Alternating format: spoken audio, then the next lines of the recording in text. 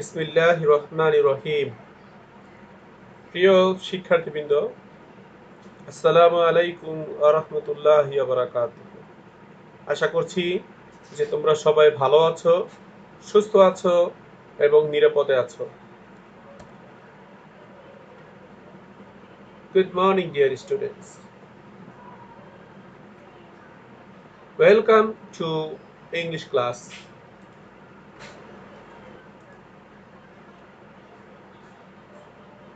Dear students, this class is conducted by Muhammad Abdullah Litton, Assistant Teacher, Department of English, Metropolitan College, Dhaka.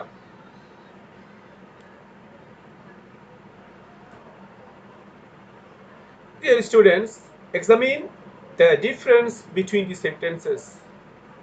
প্রিয় শিক্ষার্থীরা, আমি তোমাদেরকে এখানে যে সেন্টেন্সগুলো বলছি সেই সেন্টেন্সগুলো একটু পরে তোমরা দেখো যে দুইটি সেন্টেন্সের মধ্যে কি পার্থক্য রয়েছে সেটি কি তোমরা একটু বোঝার জন্য চেষ্টা করো। প্রিয় শিক্ষার্থীরা, তোমরা দেখতে পাচ্ছ যে এখানে the old man's sons dug all their field একটি সেন্টেন্স, এবং তার পরবর্তী আরেকটি সেন্টেন্স রয়েছে they did not find any gold. তোমরা জানো যে একটি গল্প থেকে এখানে তোমাদেরকে দেয়া হয়েছে। খেয়াল করে দেখো প্রিয় শিক্ষার্থীরা, the old man sons dug all their field একটি সেন্টেন্স, আরেকটি সেন্টেন্স হচ্ছে they did not find any gold. অর্থাৎ আমি একটু বাংলা অর্থ বলছি যে বৃদ্ধ লোকটির সন্তানেরা তারা তাদের মাটিকে ভালোভাবে খনন করলো, তারপরে দেখো they did not find any gold, তারা কোনো প্রকারের স্বর্ণ তারা পেল না। তাহলে খেয়াল করে দেখো প্রিয় শিক্ষার্থীরা, আমি তোমাদেরকে এখানে লেজার পয়েন্টার দিয়ে দেখাচ্ছি, তোমরা একটু লক্ষ্য করে দেখো যে দুইটি সেন্টেন্সকে ইচ্ছে করলে আমরা একটি সেন্টেন্সে পরিণত করতে পারতাম। নিচের সেন্টেন্সটির দিকে তোমরা লক্ষ্য করলেই আশা করি সেটি অনুধাবন করতে পারবে। নিচে তোমরা খেয়াল করে দেখো কি লেখা রয়েছে, the old man sons dug all their field but they did not find any gold. তাহলে তোমরা খেয়াল করে দেখো উপরে যে দুটি সেন্টেন্স ছিল, দ্বিতীয় সেন্টেন্সটিকে তোমরা লেজার পয়েন্টের দিকে খেয়াল করে দেখো, দ্বিতীয় সেন্টেন্সটিকে আমরা কিন্তু এখানে যুক্ত করেছি বাট। সো ডিয়ার স্টুডেন্ট, আশা করছি তোমরা দেখতে পাচ্ছ। প্রিয় শিক্ষার্থীরা, তোমরা যারা এই ক্লাসটি দেখছো তাদের প্রতি অসংখ্য ধন্যবাদ জানাচ্ছি। আমাদের তার সাথে হবে আমি রিকোয়েস্ট সেন্টেন্স কানেক্টর তোমরা তোমাদের অন্যান্য বন্ধুদেরকে ইনভাইট কিভাবে আমরা সেন্টেন্স যুক্ত করি, এই ক্লাসটি দেখে কোন কানেক্টর তোমাদের নাম এবং আইডি অবশ্যই কমেন্ট লিখতে। সেইটি কথা বলে রাখি, এখানে তোমরা যদি ইচ্ছে করো তাহলে তোমরা কানেক্টর এই ক্লাসটিকে দেখানো হবে ওয়াচ পার্টি করে। আশা করছি সাথে শেয়ার করে দেখতে মন সহকারে সেগুলো। চলো বন্ধুরা, আমরা বিশেষ করে যারা দশম শ্রেণীর শিক্ষার্থী রয়েছে তারা তো অবশ্যই মনোযোগ দিয়ে দেখতে হবে, এবং নবম শ্রেণী দশম শ্রেণী সবার জন্যই একইভাবে এই ক্লাসটি প্রযোজ্য, এবং যারা শিক্ষার্থী পরীক্ষার্থী যারা রয়েছে তারাও কিন্তু এই ক্লাসটি অত্যন্ত গুরুত্ব সহকারে দেখবে। তো চলো আমরা নেক্সট কন্টেন্ট থেকে শুরু করি।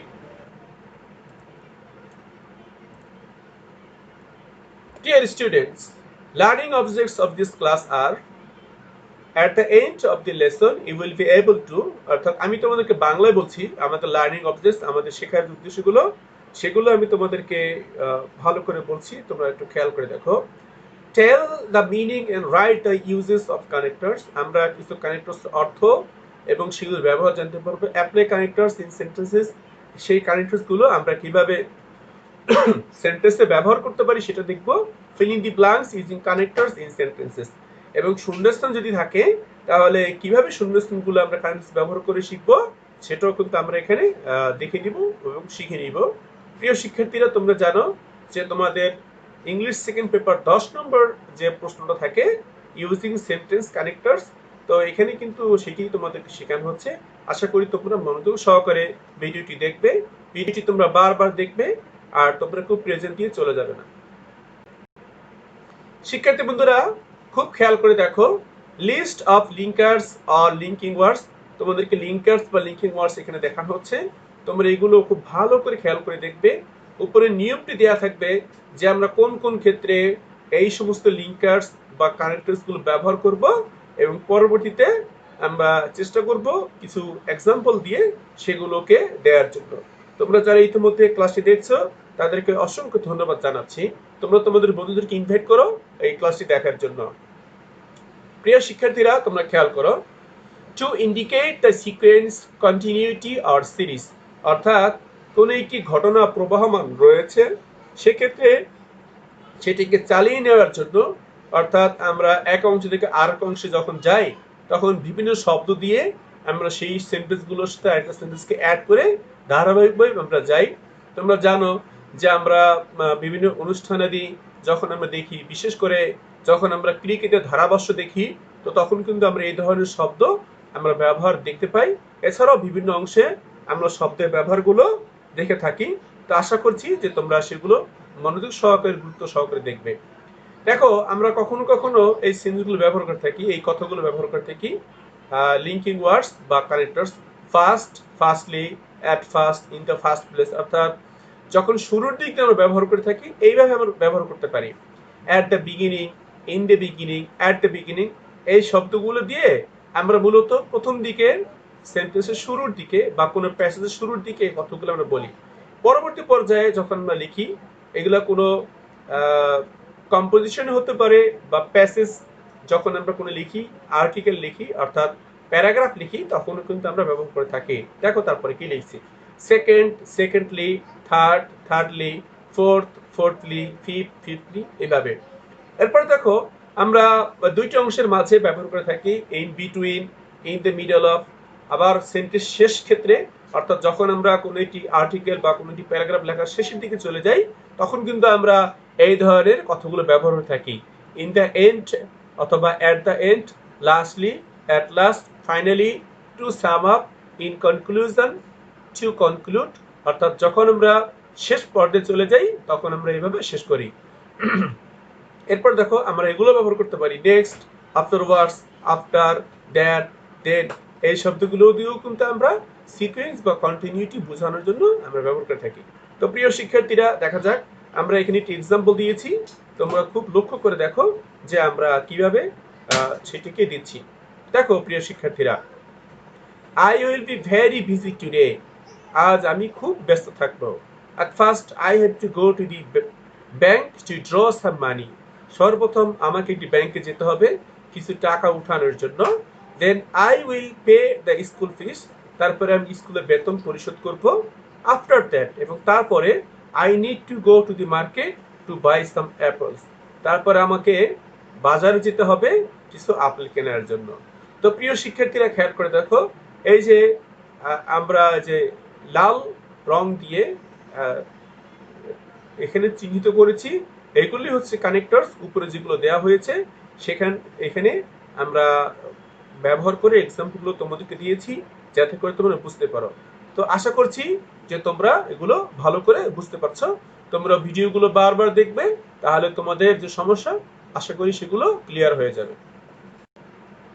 প্রিয় শিক্ষার্থীরা, খেয়াল করে দেখো, এ পর্যায়ে আমরা দেখছি টু প্রোভাইড এডিশনাল ইনফরমেশন, অর্থাৎ যখন আমরা কোনো একটি কথা বলি বা কোনো একটি সেন্টেন্স দিয়ে কোনো একটি তথ্য জানাই, তো তার সাথে অতিরিক্ত যখন কোনো একটি বিষয় আমরা অ্যাড করতে চাই, তো তাহলে আমরা এই জিনিসগুলো দিয়ে, এই লিঙ্কার্স বা সেন্টেন্স কানেক্টর দিয়ে আমরা কিন্তু দেখতে পারি। দেখো খেয়াল করি, ইন এডিশন টু, অর্থাৎ যে কথাগুলো বলেন তার সাথে যুক্ত করে বলা হচ্ছে in addition to, furthermore, moreover, what's more, besides, অথবা বাই দ্য ওয়ে, আমরা কথা প্রসঙ্গে বলে থাকি by the way, by the by, অথবা তারপরে আমরা বলি নট অনলি বাট অলসো।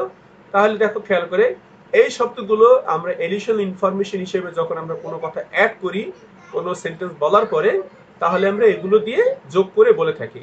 খেয়াল করে দেখো, আমরা একটু এক্সাম্পল দেখছি। I am very happy with the new employee, আমি যে নতুন এমপ্লয়ি এসেছে তার বিষয়ে খুব আনন্দিত, খুব খুশি।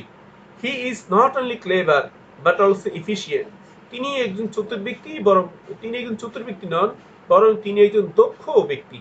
সুতরাং এই যে কথাটা বলা হলো, দুইটি অংশকে যুক্ত করে নট অনলি বাট অলসো দিয়ে আমরা কি করলাম, সেন্টেন্সটিকে কমপ্লিট করলাম। আশা করি বুঝতে পেরেছ। প্রিয় শিক্ষার্থীরা, লক্ষ্য করে দেখো যে আমরা যখন কোনো একটি এক্সাম্পল দেই, এক্সাম্পলের কথা বলি, সেটা হতে পারে আমাদের কোনো একটি বক্তব্যের মধ্যে, অথবা আর্টিকেল বা প্যারাগ্রাফ রাইটিং এর ক্ষেত্রে অথবা কম্পোজিশনের ক্ষেত্রে বা যে কোনো ক্ষেত্রেই হোক, যদি আমরা কারোর সাথে ডায়ালগ বলি সেক্ষেত্রেও কিন্তু আমরা এই ধরনের শব্দ ব্যবহার করে আমরা বলতে পারি, অর্থাৎ এক্সাম্পল প্রদান করার সময়ে আমরা এই শব্দগুলো ব্যবহার করতে পারি। খেয়াল করো, for example, in other words, such as, for instance, that is. এই দ্যাট ইজটাকে সংক্ষিপ্ত করে আবার আই ডট ই এইভাবে ব্যবহার করা হয়। এভাবে তোমরা দেখবে যে লেখা হয়ে থাকে। অথবা দেখো নেমলি বা লাইক। তো তাহলে আসো শিক্ষার্থীরা, আমরা একটা এক্সাম্পল দেখে দিচ্ছি। হিজ ক্রেজি অ্যাক্টিভিটিস আর crossing all limits. His crazy activities, তার যে পাগলামি কর্মকাণ্ড, আর ক্রসিং অল লিমিটস, সেগুলো সমস্ত সীমা ছাড়িয়ে যাচ্ছিল। In other words, he was almost mad. অন্য কথায় বলতে পারি যে সে প্রায় পাগল হয়ে গিয়েছিল। তাহলে দেখো, ইন আদার ওয়ার্ডস এই কথাটা আমরা এক্সাম্পল হিসেবে ব্যবহার করছি। হি ওয়াজ অলমোস্ট ম্যাড, অ্যাকচুয়ালি তিনি কি প্রায় পাগল হয়ে গিয়েছিলেন, এই যে কথা বলা হলো। তো আগের কথার সাথে রেস টেনে এই কথাটা এখানে বলা হচ্ছে। আশা করছি যে তোমরা এক্সাম্পলটা বুঝতে পেরেছ। ডিয়ার স্টুডেন্টস, খেয়াল করে দেখো, যখন আমরা কোনো ডিসিমিলারিটি ব্যবহার করি অথবা যখন কোনো কম্পেয়ার করি, অর্থাৎ দুইটি ভিন্ন ভিন্ন জিনিস বা তুলনা করার জন্য যখন আমরা বলি, তখন আমরা এই ধরনের শব্দ ব্যবহার করতে পারি। খেয়াল করো, instead, on the contrary, on the other hand, rather. তাহলে এই শব্দগুলো দিয়ে আমরা কিন্তু আমাদের তুলনাটা করতে পারি। তো আশা করছি যে তোমরা সেগুলো খুব মনোযোগ সহকারে দেখতে এবং তোমাদের সেন্টেন্স কারেন্ট ক্লজের ব্যবহারটা তোমরা ভালোভাবে শিখতে পারবে। খেয়াল করো, I did not tell him to go, আমি তাকে যেতে বলিনি।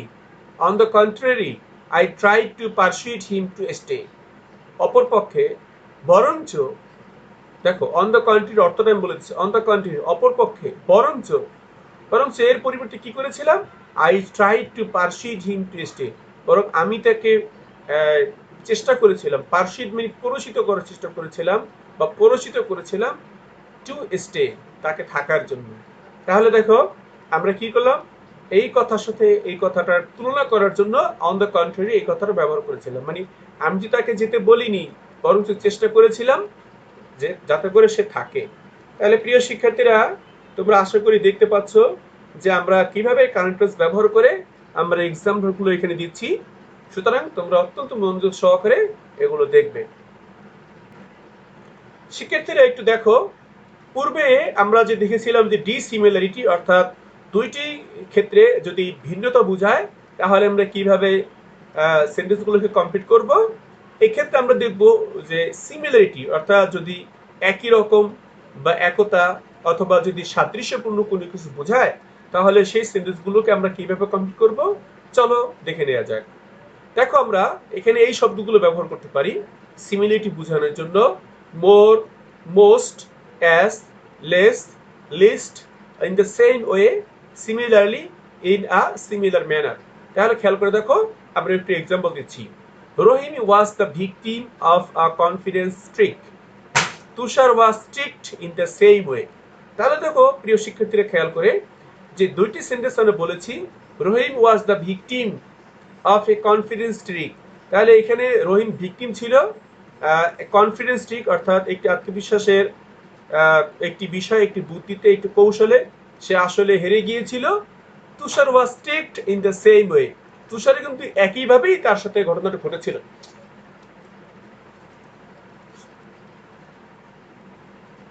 তাহলে প্রিয় শিক্ষার্থীরা খেয়াল করে দেখো, আমরা এখানে ইন দ্য সেম ওয়ে যে দুইটি বিষয়ের সাথে মিল রয়েছে অর্থাৎ সিমিলারিটি, সেজন্য ইন দ্য সেম ওয়ে আমরা এখানে ব্যবহার করেছি। আর যদি ভিন্নতা থাকতো তাহলে আমরা যে পূর্বের স্লাইডটি দেখিয়েছি সেভাবে আমরা কমপ্লিট করতাম। প্রিয় শিক্ষার্থীরা, তোমরা লক্ষ্য করো, to express unexpected things or to wonder, অর্থাৎ আমাদের যদি কোনো অপ্রত্যাশিত কোনো বিষয় হয় বা যদি কোনো বিষয় নিয়ে আমরা বিস্ময় হয়ে যাই, আমরা বিস্মিত হয়ে যাই, বিস্ময় প্রকাশ করার জন্য আমরা কখনো কখনো কিছু শব্দ ব্যবহার করে থাকি। তোমরা খেয়াল করে দেখো, সেই ক্ষেত্রে আমরা এই শব্দগুলো ব্যবহার করতে পারবো লিঙ্কার্স বা সেন্টেন্স কানেক্টরস হিসেবে। তোমরা কিন্তু এগুলো স্ক্রিনশট নিয়েও রাখতে পারো তোমাদের প্রয়োজনে ব্যবহার করার জন্য, অথবা বারবার তোমরা ভিডিওটি দেখবে যাতে করে এই বিষয়গুলো তোমাদের আয়ত্তে চলে আসে। খেয়াল করো, any how, anyway, besides, else, however, nevertheless, still, though, although, yet, in any case, in spite of, after all the same. এই শব্দগুলো ব্যবহার করে আমরা কি করতে পারি, আমাদের যে বিষয় বা অপ্রত্যাশিত কোনো বিষয় যদি হয় সেক্ষেত্রে আমরা এগুলো ব্যবহার করতে পারি। আমরা একটু এক্সাম্পল দেখে নিচ্ছি। The term papers are very brief. Still, they are better than I expected. তাহলে খেয়াল করে দেখো, আমরা কিন্তু still ব্যবহার করে এই সেন্টেন্সটাকে কমপ্লিট করেছি। The term papers are very brief. Still, they are better than I expected. আশা করি তোমরা বুঝতে পেরেছো। প্রিয় শিক্ষার্থীরা, এই পর্যায়ে আমরা দেখব যে যদি কোনো প্লেসকে ইন্ডিকেট করা হয়, অর্থাৎ স্থান সম্পর্কিত কোনো বিষয়কে উল্লেখ করার জন্য আমরা এই ধরনের শব্দ ব্যবহার করব। খুব অল্প, দেখো খেয়াল করে, হিয়ার, দেয়ার বা হায়ার, মাত্র 3টি শব্দ এখানে ব্যবহার করা হয়েছে। আশা করি তুমি মনে রাখবে। আমরা একটু এক্সাম্পল দেখে নিচ্ছি। All my friends have been to Paris at least once. তারপর খেয়াল করো, I am going there next summer for the first time. তাহলে আশা করি তোমরা দেখতে পেরেছো যে আই এম গোয়িং দেয়ার, এই দেয়ার দিয়ে এই যে প্যারিস, এই প্যারিসকে বোঝানো হয়েছে। তোমরা খুব ভালো করে খেয়াল করে দেখো, দেয়ার দিয়ে এই প্লেস অর্থাৎ প্যারিস, এই প্লেসটাকে ইন্ডিকেট করা হয়েছে। সুতরাং এখানে এই দেয়ার শব্দটি লিঙ্কার্স বা কানেক্টরস হিসেবে ব্যবহার করা হয়েছে। শিক্ষার্থীরা, তোমরা এখানে একটু খেয়াল করে দেখো, লিস্ট অফ লিঙ্কার্স আর লিঙ্কিং ওয়ার্ডস আমরা এখানে দেখাবো to show different phases of thoughts or to develop the ideas. অর্থাৎ যখন আমরা দেখব যে আমাদের চিন্তা ভাবনার কিছু ভিন্নতা রয়েছে, সেই ক্ষেত্রে আমরা এই শব্দগুলো ব্যবহার করতে পারি। অথবা যখন আমরা কোনো বিষয় নিয়ে ভাবি, সেই ভাবনাটাকে যখন আমরা আরো বেশি যোগ করে নিই, সেই ভাবনাটাকে যখন আমরা চালিয়ে নিই, আমাদের আইডিয়াগুলোকে, আমাদের ধারণাগুলোকে যখন আমরা আরেকটু বেশি ডেভেলপ করি, আরেকটু সামনে এগিয়ে নিয়ে যাই, সেক্ষেত্রে আমরা এই সমস্ত শব্দগুলো ব্যবহার করতে পারি। আশা করছি তোমার এক্সাম্পল দিলে ভালোভাবে বুঝতে পারবে। শিক্ষার্থীরা খেয়াল করে দেখো, the airlines charge half fare for the students. আবার বলছি, খেয়াল করো, the airlines charge half fare for the students. Incidentally, I have already bought my ticket to New York. খেয়াল করে দেখো, দুইটি বিষয়ের ভিন্নতা এখানে খেয়াল করা হয়েছে, চিন্তা ভাবনার ভিন্নতা এখানে ব্যবহার করা হয়েছে। আশা করছি তোমরা বুঝতে পারবে। The airline charge half fare for the students. আমি একটু বাংলা বলছি তোমাদেরকে, মজার বিষয়। দেখো, এয়ারলাইন্স গুলো স্টুডেন্টদের জন্য, শিক্ষার্থীদের জন্য কি করেছে, তারা হাফ যে ভাড়া, অর্থাৎ এরোপ্লেন ভাড়াটা তারা হাফ নিয়েছে। কিন্তু ঘটনাক্রমে, ইনসিডেন্টলি, ঘটনাক্রমে, I have already bought my ticket to New York. কিন্তু আমি অলরেডি নিউ ইয়র্ক যাওয়ার জন্য টিকিট কিনে ফেলেছি। তো দেখতে পেরেছো প্রিয় শিক্ষার্থীরা, যে দুইটি বিষয়ের ভিন্নতার ক্ষেত্রে, ডিফারেন্ট ফেজেস অফ থট, দুইটি বিষয়ের ভিন্নতার জন্য আমরা ব্যবহার করলাম। আশা করি তোমরা বিষয়টা বুঝতে পেরেছো।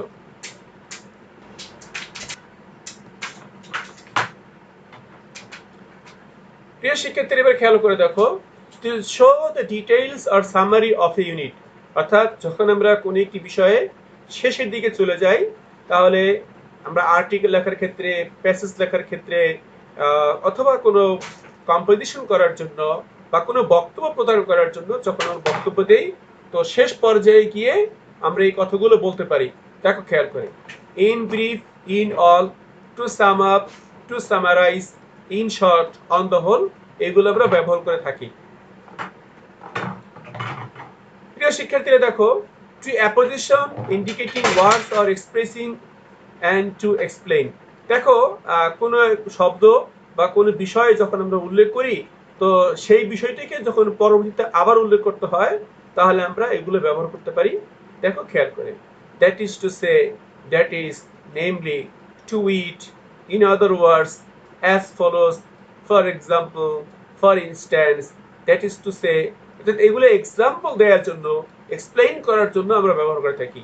For example, for instance, that is to say, including, included, such as, especially, particularly, in particular, notably, chiefly, mainly, mostly।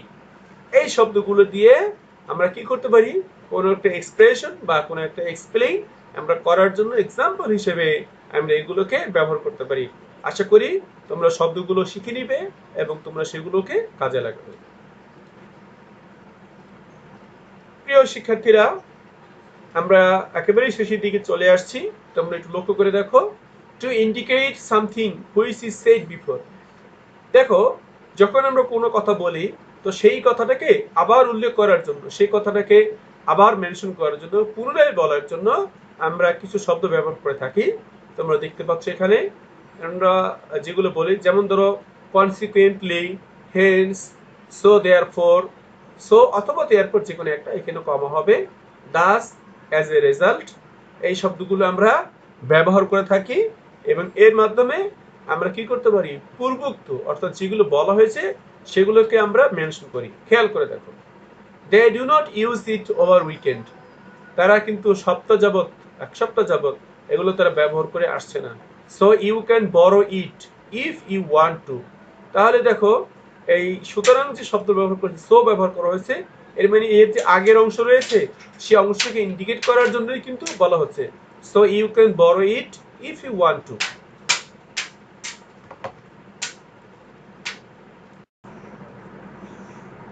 প্রিয় শিক্ষার্থীরা, আশা করছি তোমরা এক্সাম্পল এবং উপরের যে লিঙ্কার্স বা কানেক্টরস দেওয়া রয়েছে সেগুলো তোমরা বুঝতে পারছো।